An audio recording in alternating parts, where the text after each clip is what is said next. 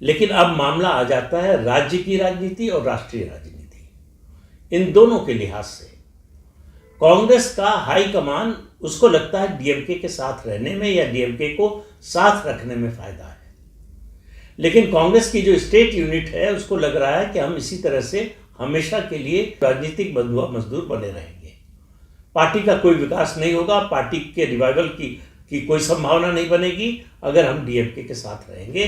DMK का साथ छोड़ेंगे तभी कोई रास्ता निकल सकता है।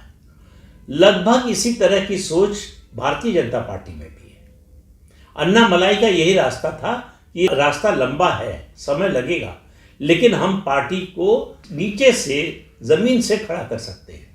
और उन्होंने लोकसभा चुनाव में भले ही एक भी सीट न मिली हो, लेकिन जिस तरह से वोट लिया और डीएमके को, मतलब जो चेन्नई जिला है उसमें जो 4 लोकसभा सीटें आती हैं उसमें जिस तरह का सेटबैक दिया, हालांकि सीट नहीं जीत पाए, लेकिन डीएमके को जिस तरह का सेटबैक दिया वैसा सेटबैक उसको पहले कभी मिला नहीं था। तो डीएमके, अन्ना डीएमके दोनों के विरोध में खड़े होकर के अन्नामलाई ने बीजेपी की ताकत बढ़ा दी थी। अब बीजेपी का एकमात्र लक्ष्य है कि किसी भी तरह से स्टालिन की सत्ता सरकार जानी चाहिए। इसी के लिए अन्ना द्रमुक से समझौता किया है। अन्ना द्रमुक से समझौता उसका जो है वो भी डगमगा रहा है।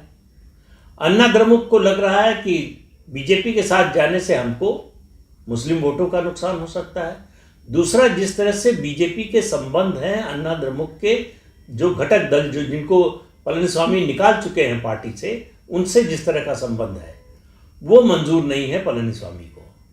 तो आखिरी मिनट पर फैसला कर भी सकते हैं वो कि बीजेपी के साथ अलायंस नहीं करेंगे। हालांकि इसका सीधा फायदा डीएमके को मिलेगा।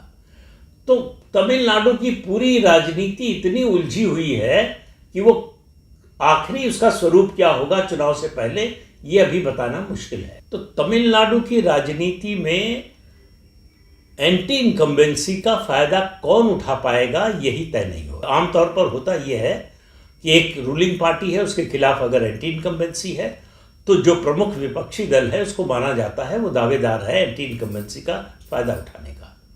जब तक करुणानिधि और जयललिता थे तब इन दोनों के खिलाफ एंटी इनकम्बेंसी का फायदा दूसरा नेता और उसकी पार्टी उठाती थी।